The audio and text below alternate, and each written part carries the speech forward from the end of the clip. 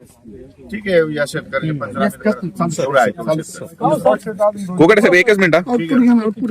बोला रेग्युलर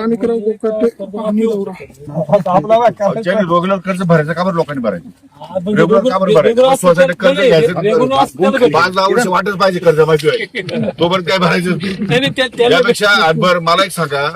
आता हे मीडिया चालू आहे मीडियाचं असं बोलत नाही तुम्हाला कर्जमाफी झाल्यानंतर जे पैसे येतात त्या पैशात काय करता तुम्ही शेतीमध्ये गुंतवणूक आहे 1 रुपये तरी सरकार शेतीमध्ये गुंतवणुकीला पैसे देणार तुम्हाला आता पोखराच्या माध्यमातून तुम्हाला पाईपलाईनला पैसे आहेत इरिगेशनला पैसे आहेत तुम्हाला क्रॉपला पैसे आहेत शेततळ्याला पैसे आहेत सगळ्याला पैसे आहेत भांडवली गुंतवणूक कोण करतं सरकार शेतकरी करतं का शेतकरी म्हणतो विम्याचे पैसे पाहिजे याचे पैसे पाहिजे मग साखरपुडे करा मग लग्न करा तर तो विषय आहे